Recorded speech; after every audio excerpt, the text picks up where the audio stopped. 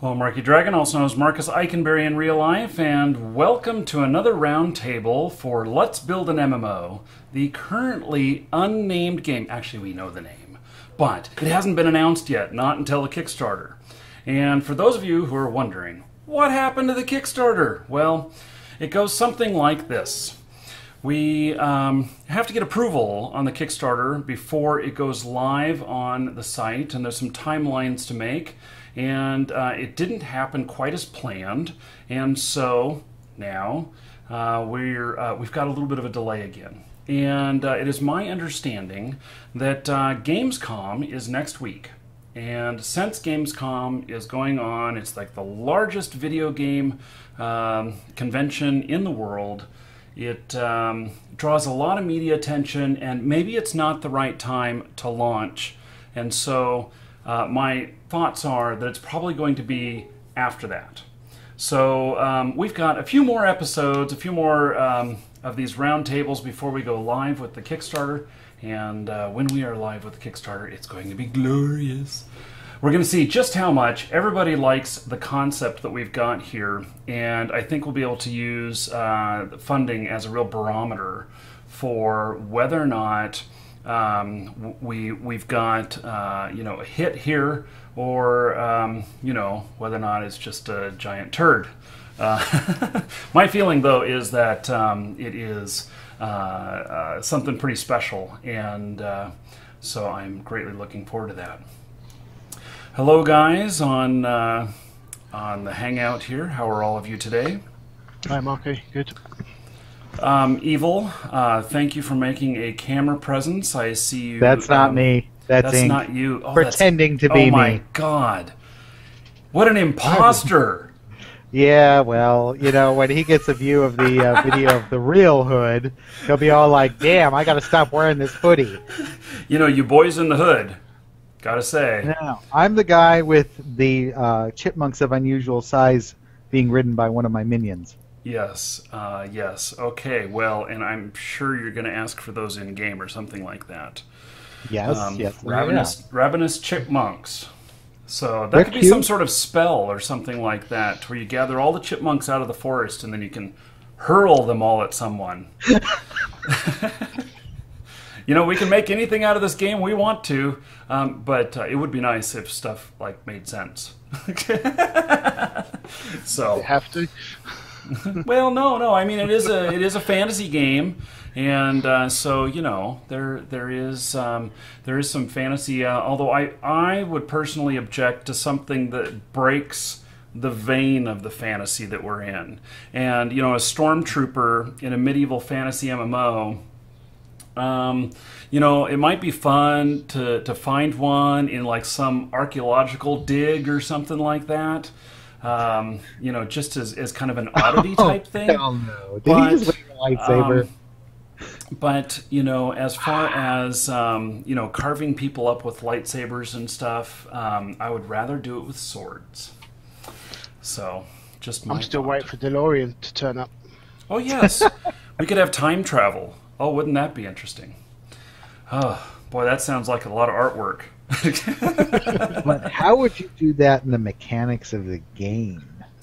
I don't know. That would be the hard part. Time travel into Eve.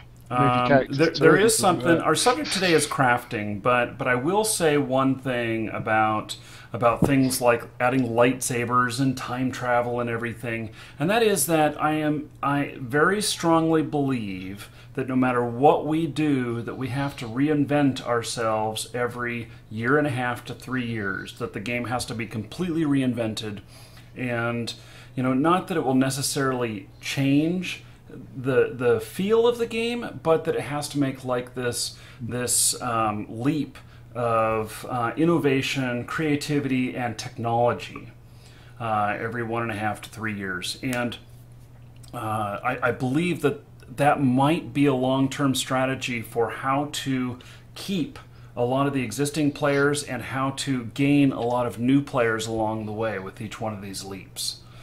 And so I actually have a video that's being published, I think, tomorrow morning, and if you're watching this on YouTube right now, it was earlier today, about that very subject. I go into depth on it.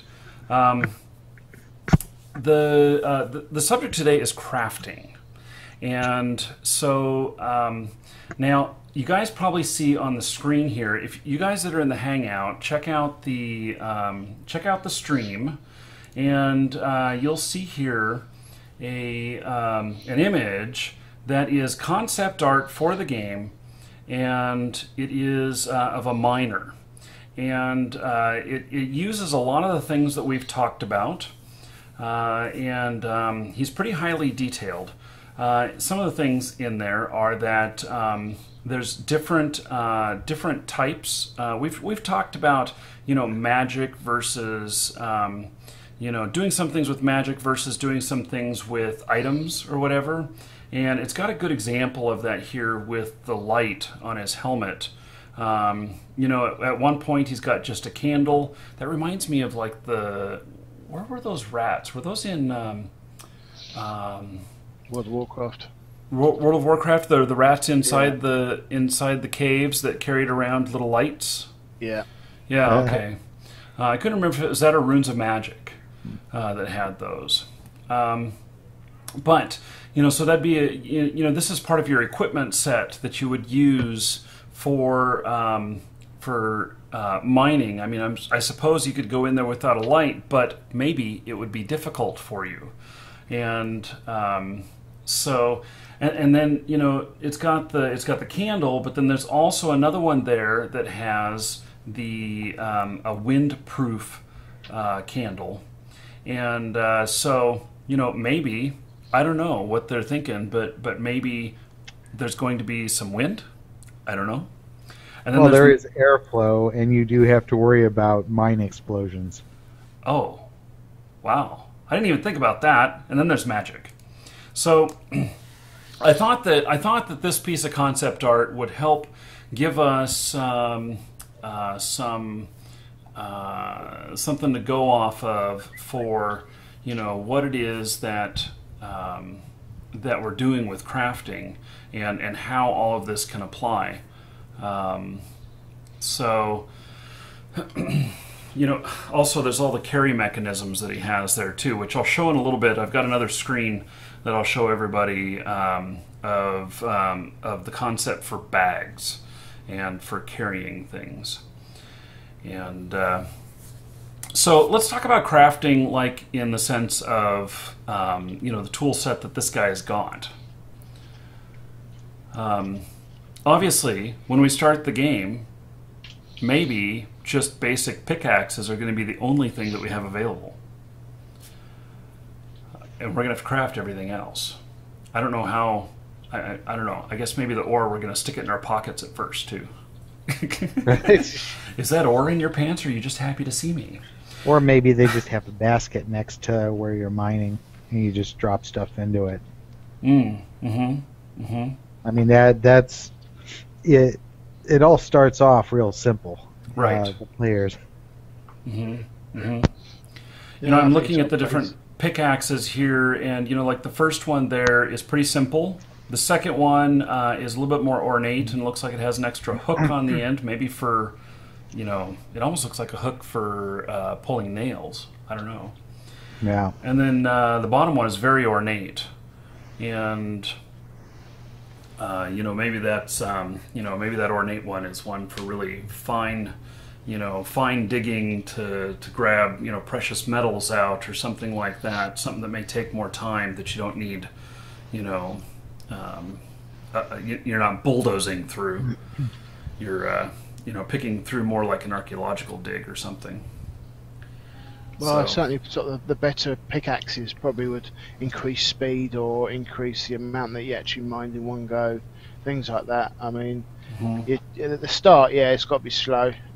You take hours just to sort of get enough for maybe a decent hammer, and then later on, once you get better pickaxes, your skills go up, everything becomes faster. So I think it's sort of, I mean, definitely need to have like different tools.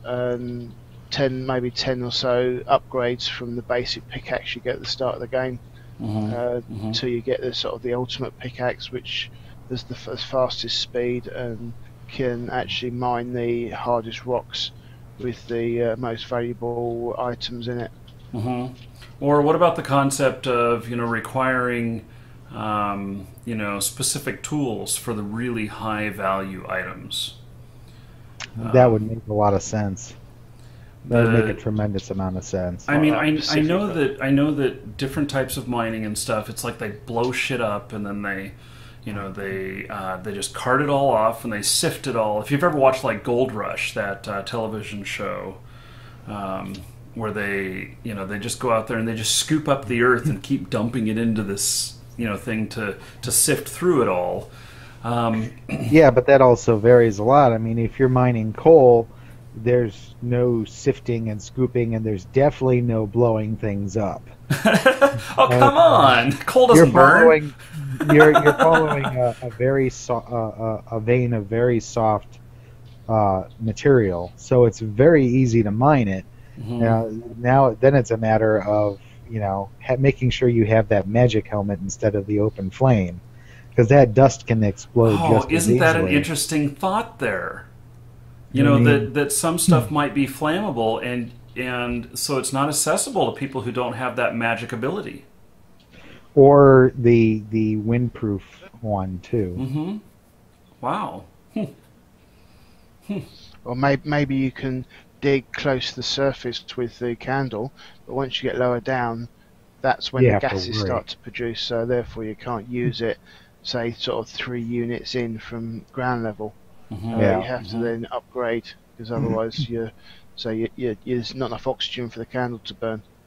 What about for people who want to forsake magic, though, and just avoid it? Are they going to be forced, you think, to learn some magic just so that they can illuminate their digging? Well, not necessarily forced to learn. I mean, maybe there could be a setup where somebody sets up some mirrors, and a series of mirrors to get light into the tunnel. I mean, you don't have to limit it to magic. I mean, there is a level of science involved in even in a fantasy game. So why not just a jar of fireflies? There you go. Ooh, good idea. And so you have to go talk to your local beastmaster or bug collector, and dying fireflies. And can you imagine that would be a role in the game or a profession? Your skill in catching insects, and the insects would actually be able to be used for different things, whether it be medicine or light or attacks. Firefly farm. Yeah, firefly farmer. Say that 10 times fast.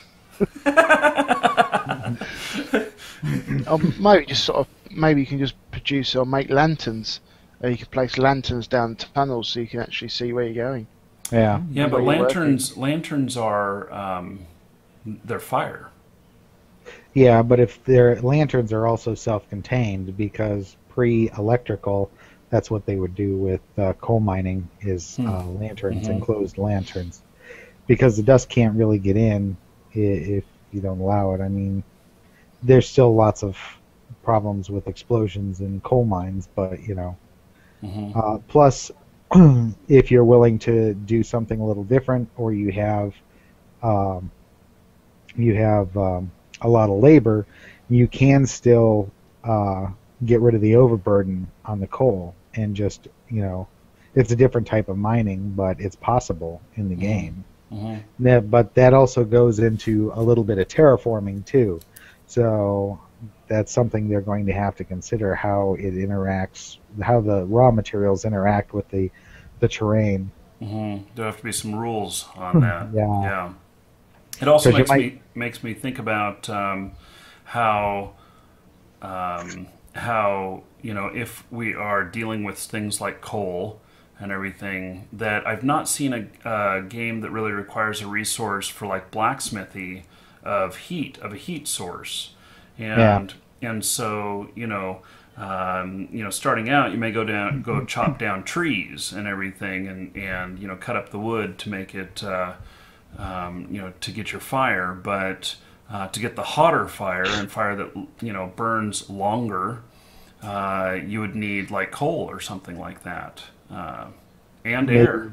Maybe you need the higher level of fire making, like coal instead of wood, in order to do higher level of blacksmithing, because there is a minimum level of heat that's required, and wood might not burn hot enough. Right. Oh, I can just how did they make samurai swords? The old Japanese samurai swords, and stuff. What fuel did they use? They had access to. I don't know what fuel they used, but I know that a lot of the iron ore they got was from their beaches at the time, if I remember correctly. Mm-hmm. Hold on a second, Mike. Attack of the cat. Evil overlord and his evil cat. Well, cats. I got a young one, and she's getting ready to go to the vet.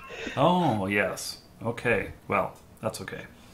So, maybe you could actually make coal, so you're sort of burning it, burn the wood to produce coal on a fire. Charcoal, yeah. Yeah, charcoal. Yeah, and you could produce charcoal, yeah. Absolutely. But then I would still think that like regular coal that you pull out of the ground would be, would have some greater properties to it. Mm. So yeah. But people that don't want to mine, they could probably produce the charcoal and sort of effectively do the same thing, I think. So you sort of chopping lots of wood down and then burn it, and even have to keep stoking up the fire to produce the best charcoal. Yeah. Mm-hmm. Yeah. And then on top of that, part of the crafting process could be also whether or not that they're folding the steel and stuff like that. There might be specialty skills that you could develop. Mm-hmm. The skill of steel folding. Well, the part of blacksmithing is rare knowledge. It's not a common practice. I mean, there was the Damascus blacksmiths in Spain and the Japanese that made folded steel. That was it. Mm-hmm. I'm sure you can see examples where other people did it throughout history, but they probably got them from those two areas. Mm-hmm. Folded steel, by the way, is really beautiful too. Yes, extremely. Yeah. Okay. So, I'm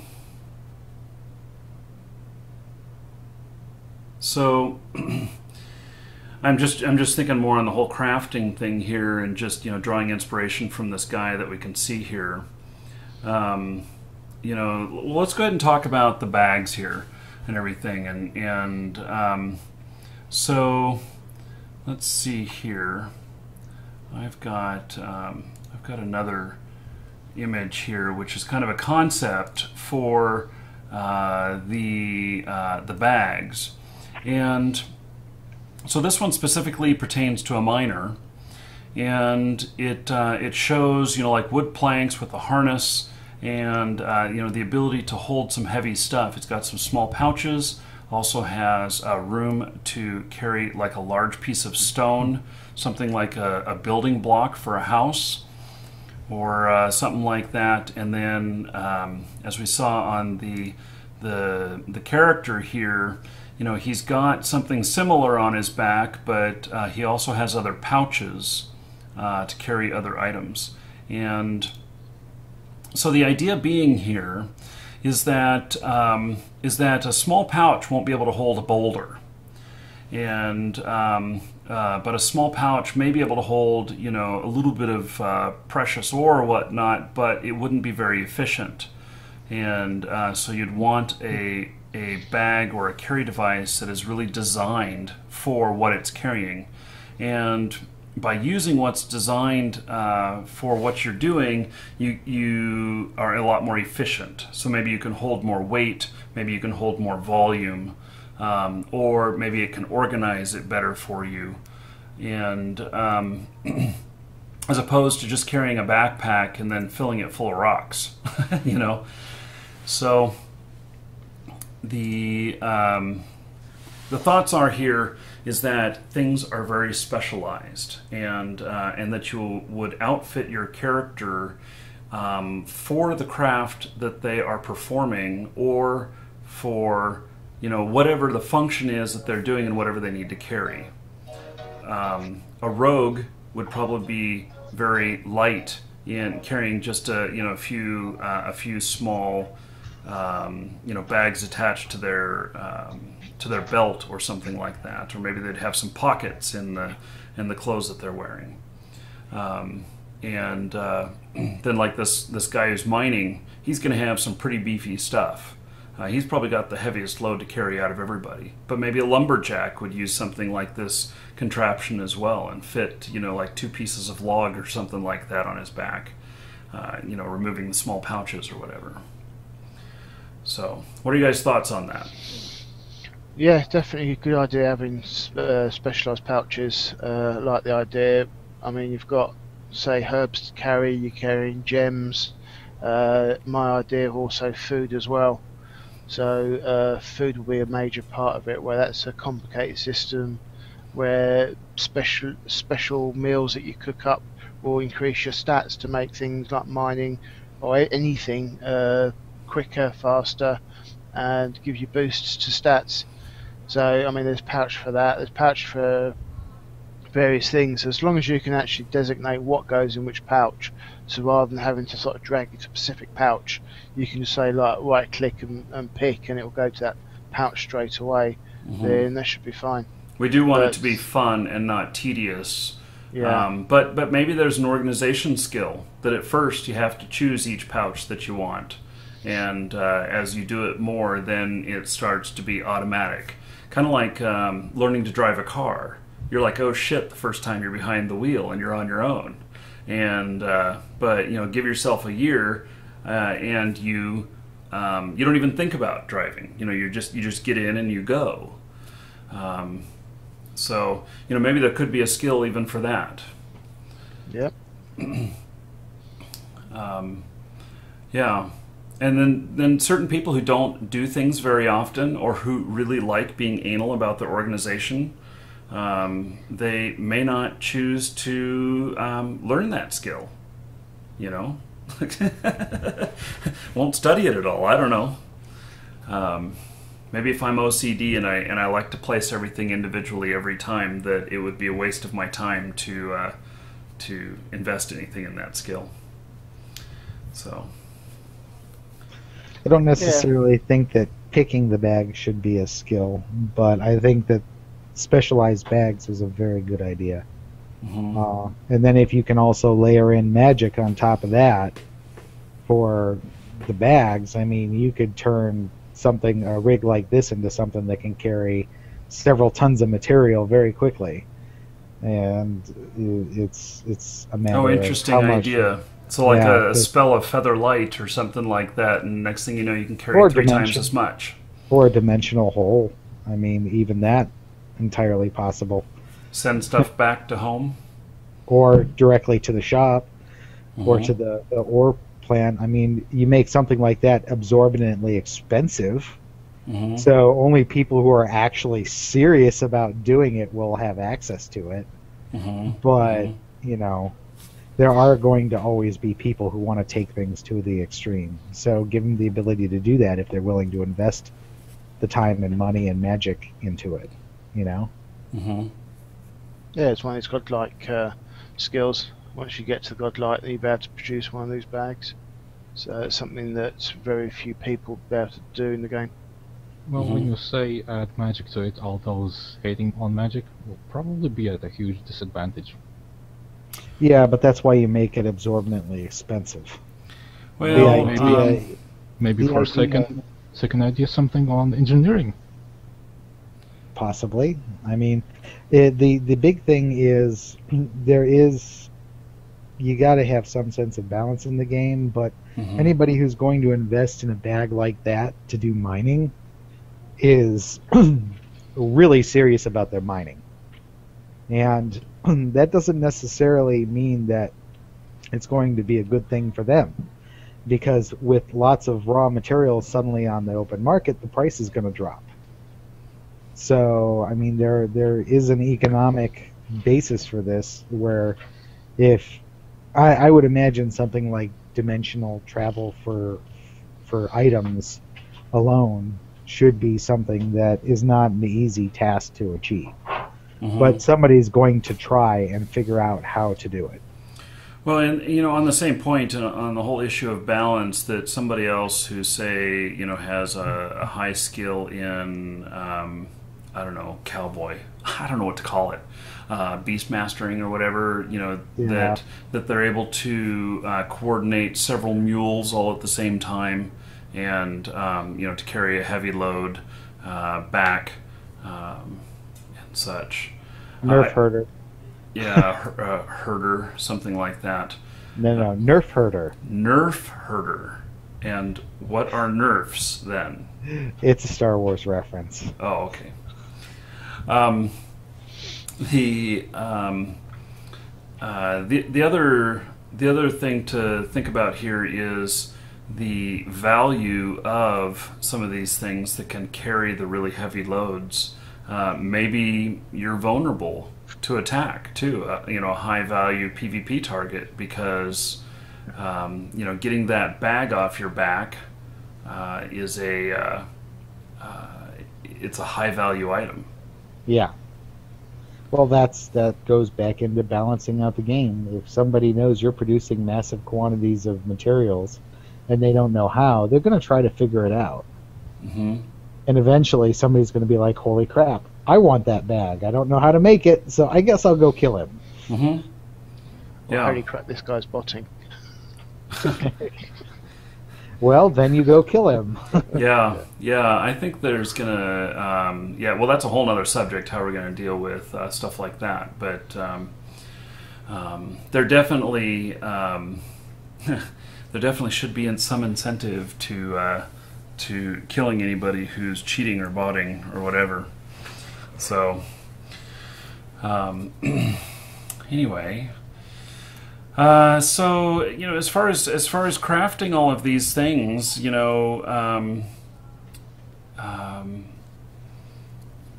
I just think there's a lot of skills involved. Even looking at this, the one backpack here. I mean, we've got leather, we've got metal, we've got boards, buckles.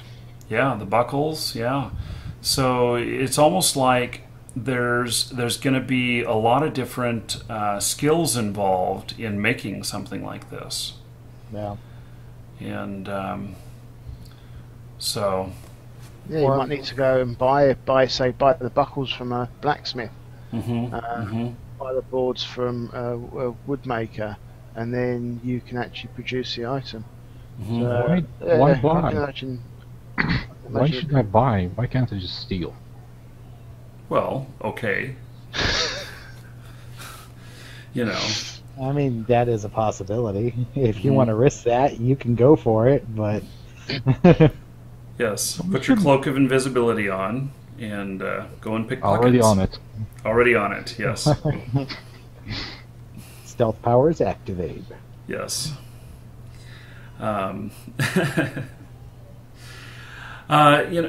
So, okay. Well, I'm just trying to think about this of where is it that we start with this? How do we... Okay, so we've talked about a lot of interesting things with, what we're seeing here. But whoever's got the music, you should mute your mic. Okay, that's actually on there somewhere? Because I was looking through my tabs trying to figure out if that came up on... if that was on mine. So how do we break all this down? I mean, I looking at this backpack, for example, it has a lot of components. And are we envisioning some big skill tree here, or like how many levels of buckles should there be, and questions like that? Where do we start?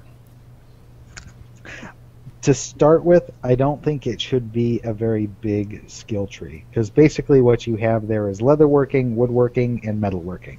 Mm-hmm. Okay, if you have access to a blacksmith, you don't have to have the skill. You can go to him and say, this is what I need to do. This is what I'm building. This is my blueprint. Here, I need you to build this little piece. Mm-hmm. Okay? Mm-hmm. You go to a woodworker, not a lumberjack, a woodworker, and say, these boards, I need them cut to this size. You know? Right. And then you put it together. There might be some sort of, tinkering skill or something like that to put this all together. Mm-hmm. But if you have a blueprint, then you can just take and slap it all together. But it should be something that does not necessarily require you to have all the skills to do. Mm-hmm. You just have to have the creativity to do it.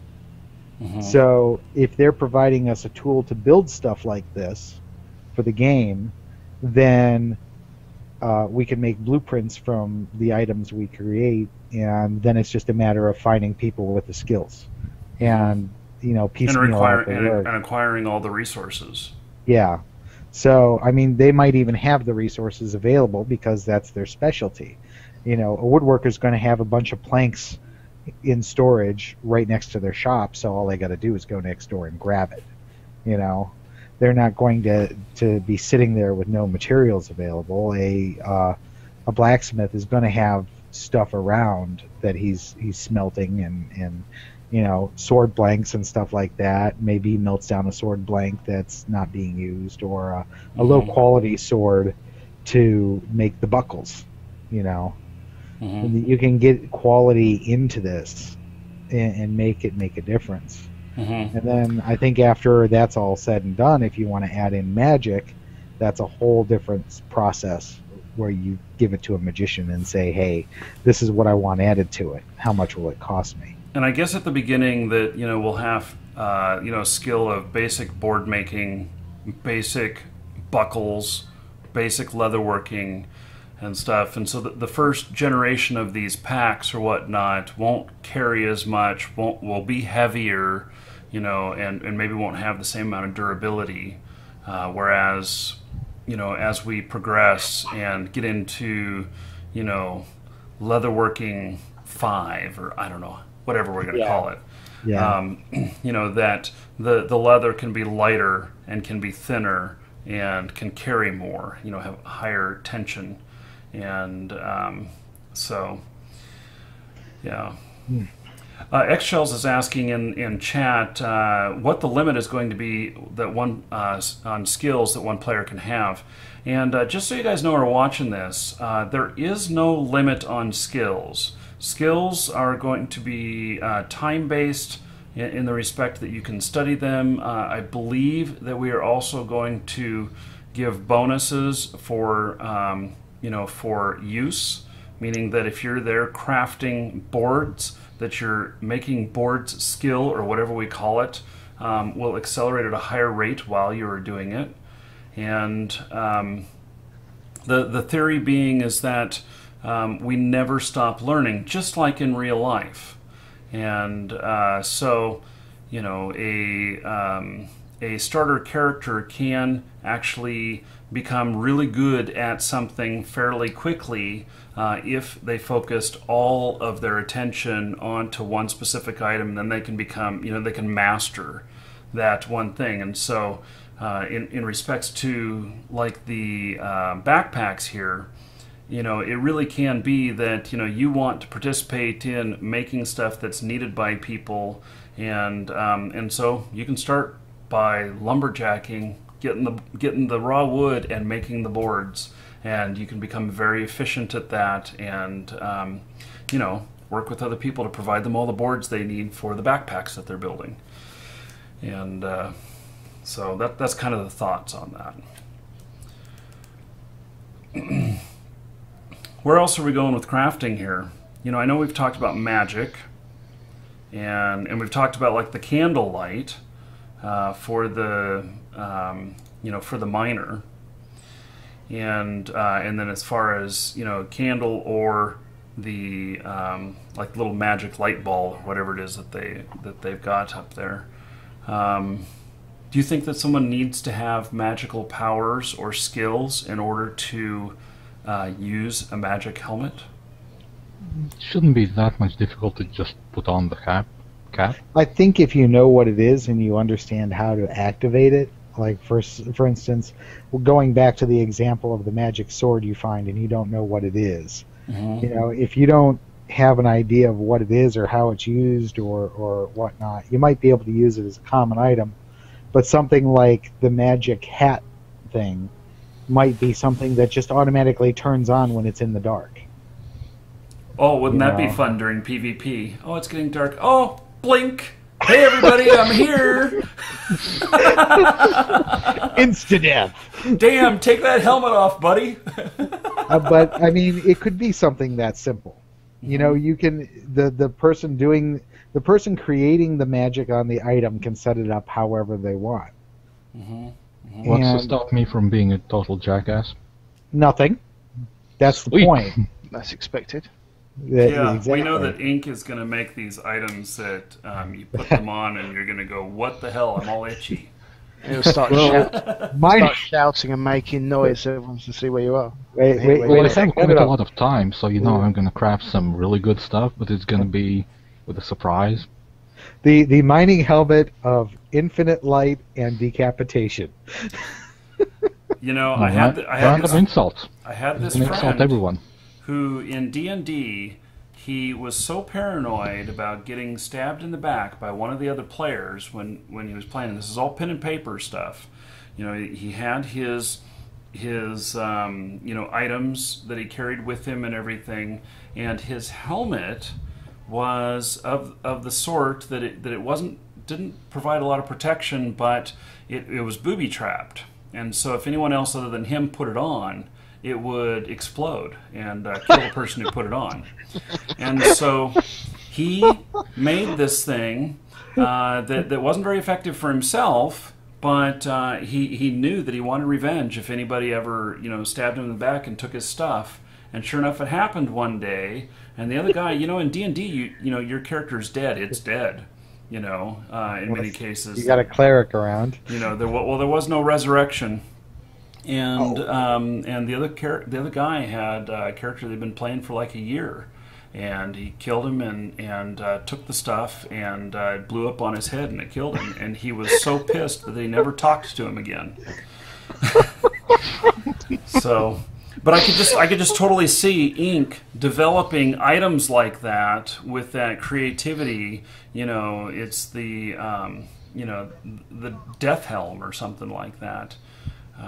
You better have your identification skill up when you PvP that person and kill them and take their loot. Don't put on that helm right away.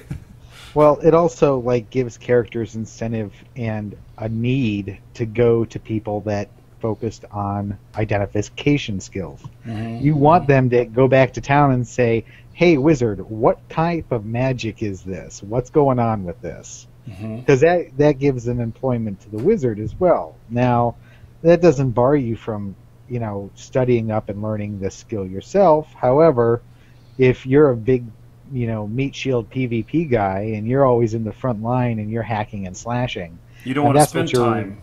Exactly. You don't want to spend time learning the skill of identification. Yeah, exactly. That's not your purpose, and that's not where you gain most of your experience or your gold. And you spend a couple silver pieces per item to identify it, and you get a very big advantage very quickly. And this stratifies and specializes the players so that if you don't want to go hacking and slashing and risking dying often, then you hang back and let them bring stuff to you to identify. And it's a way to make a nice passive income in the game. I think it could be set up as a passive thing where you say, well, I'm going to be gone for a few days. I'm going to study X number of hours a day, and I'm going to sit in my shop of identifying magic items, and anybody that comes in, I'll identify for X amount of silver or gold or whatever the currency is. I actually thought about that service being provided by an NPC, because what's to stop me from not telling the truth? Nothing. Actually, wouldn't the if is truth necessary or a lie, possible? Because if I bring an item to you and I ask you to identify it for me, then you identify it. Then will the item not declare what it is to me?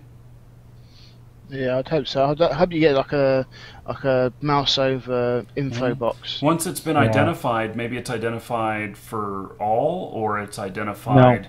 No, identified for you. Okay, identified for you. But what about when I want to sell it to someone else? Then you can make a permanent box for somebody else. You can say, well, this is what it is. So I think if you sell it, the person that's selling it, whatever information they know gets transferred. So if you're selling an item, it means you can't sell a fake item or something. So you're actually selling an item. So whatever information you know about that item, you're selling it as that item. I think that would be good. That if it's a cash transaction that I'm paying for something, that the item identification transfers with it to its new owner, which is me. I'm buying it. However, the item does not transfer that information if it's a PvP kill. Right, or if I drop it on the ground and someone else picks it up. Yeah. Another option is to get a certificate for the item.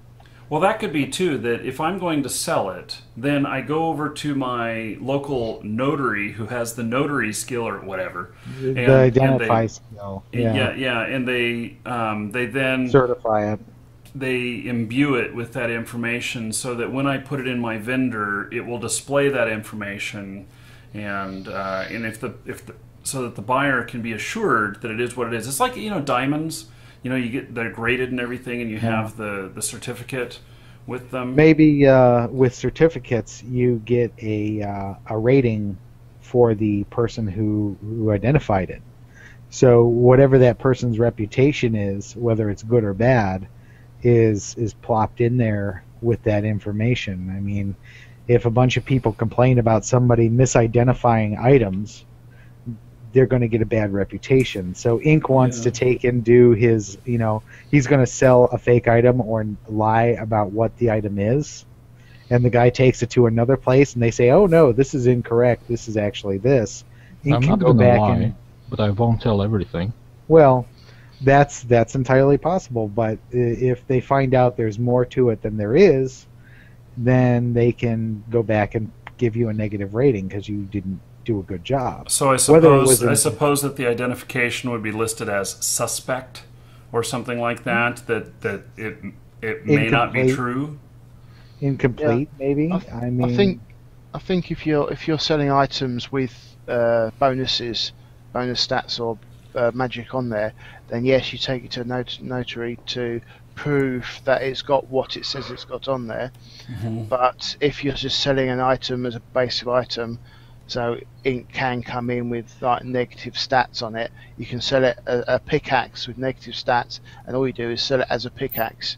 You don't have to tell them what stats are on there. I mean, they could be positive stats, so it means that someone doesn't have to go to his notary. If they've got like 50 pickaxes with various stats on, they can sell 50 pickaxes straight on the market, without having to get a certificate for each of the pickaxes, if they're not that bothered with what stats this thing's got. But if they want to prove that they've got the stats are on there or the magic's on there, then they can get it noted and get a certificate to prove that those stats are on there to give you the higher price. And it also gives people more incentive to identify items that they're not sure about.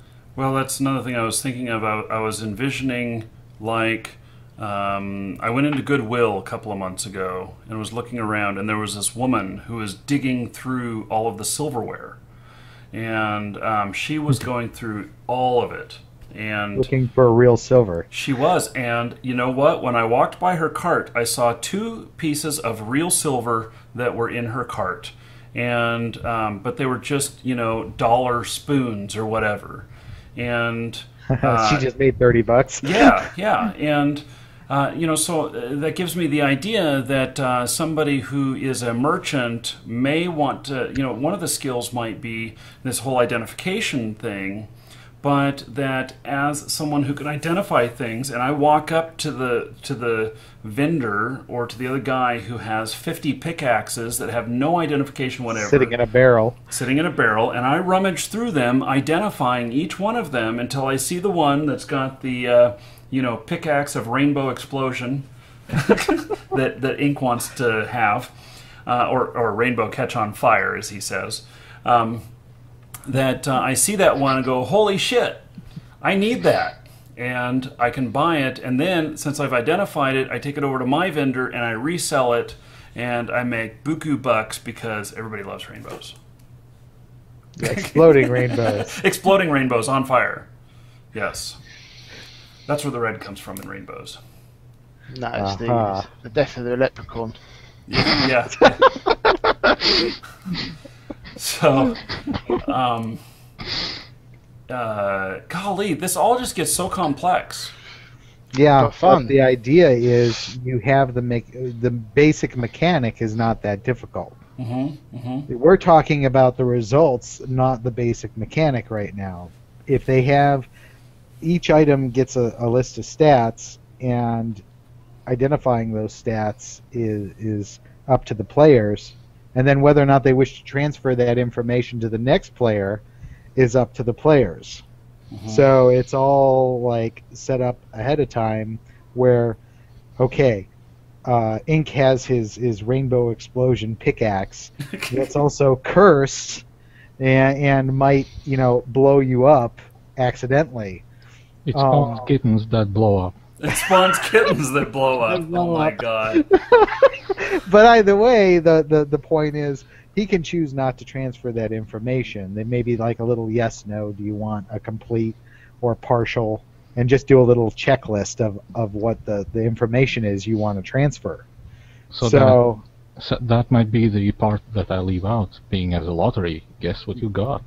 Yeah, exactly. And then you take a swing and a kitten spawns. Oh, so oh my god. Boom! Oh shit, there's another kitten. And the rainbow spawns. Now I'm going to have to take care of it.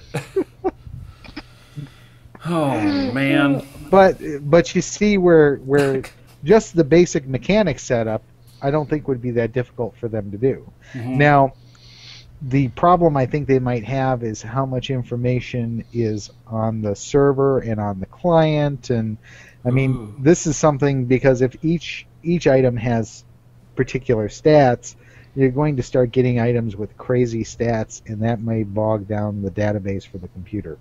But I don't know the technicals of that. I mean, thinking in the sense of building the game, I'm thinking that would probably be the biggest problem, but I don't know. I don't have a reference point for how much. Well, we ask for what we want, and then it's up to them to figure it out. And, because all of this is possible, whether it puts high database load or not, it's just up to somebody to rearrange the data in such a fashion that it reduces the load.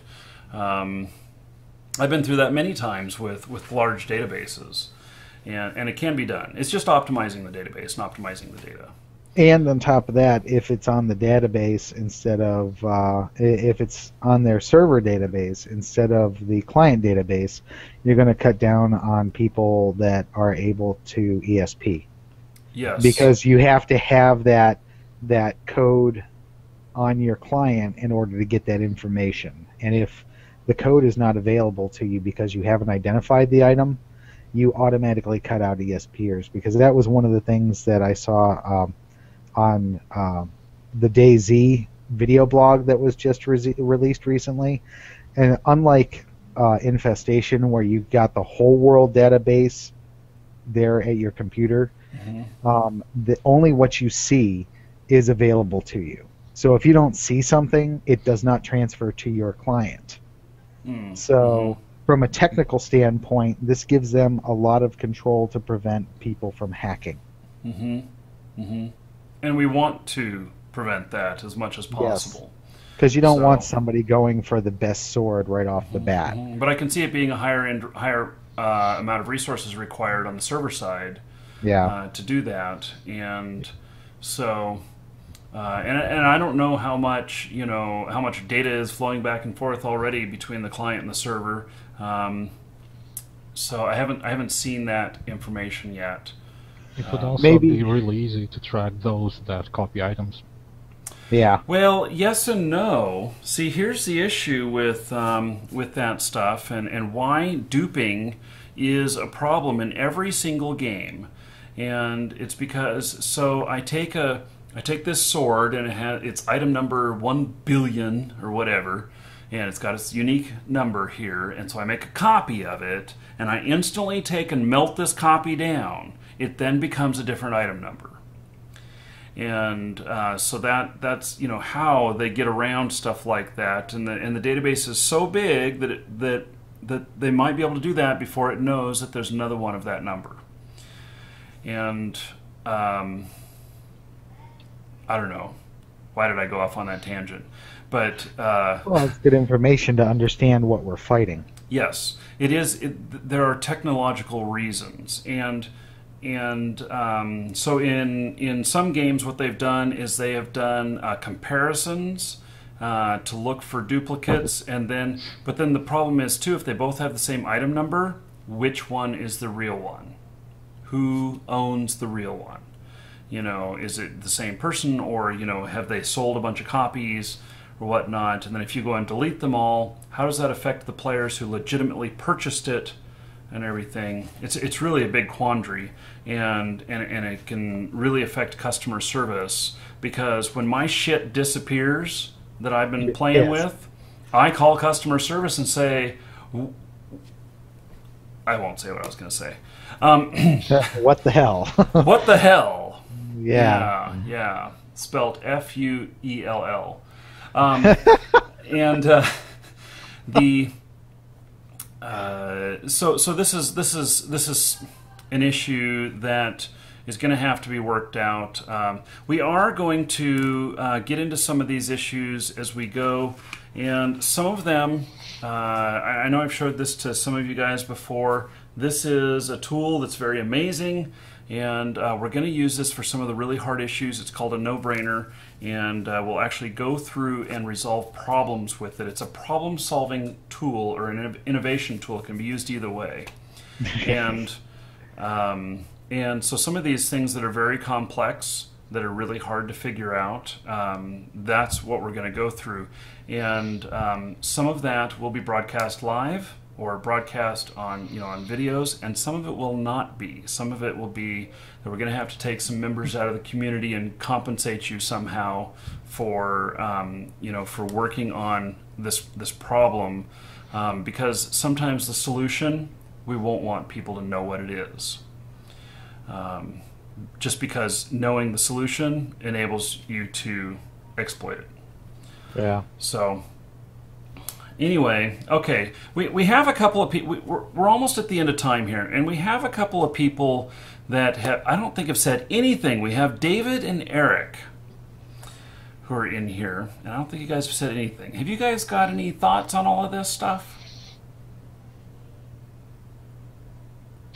Time's up. Okay, show's over, everybody. It looks like maybe they're just lurking. I don't know. So, yeah, all he says is lol. So, and doesn't that sound funny when somebody says that out loud right next to you? You're playing the game next to somebody in a game room or whatnot, and they shout out, LOL! What the hell's with that? I don't know. It shows really their smart side. Yeah, it shows their smart side. Well, and I've also heard it spelled or said LOL. Yeah. Okay. So, yeah, anyway, kids are doing that nowadays. I digress. Okay, that is it for today's show. Thank you very much. I was glad we could show this stuff. I think that it's a pretty sure bet that that next week the Kickstarter will not kick off because of Gamescom, and which is only the world's largest game conference, and so there'll be a lot of stuff, getting a lot of media attention because that is in the works. And So because we've had this delay a couple of times, I'm not going to announce what the next date is until like the night before, when everything is secured and it's already set to go. And but I do want to assure all of you that I have seen the Kickstarter campaign, the rewards, the different incentives, and some of the stuff that I am just chomping at the bit to show you guys. It's really cool. I can't wait. But we're holding back a lot of information for the Kickstarter so that it can be like kapow and in your face. Marcus has seen the code. Get him. Yes, I know. I can't tell you or I'd have to kill you. So, anyway, okay, thank you everybody. Thanks for participating. There will be a show next Thursday, same time, same place, same channel. And the next episode, we're gonna make ink work. So we'll do something to make ink work. No. Okay, take care, everybody. Thank you. That's it. Bye bye. See you.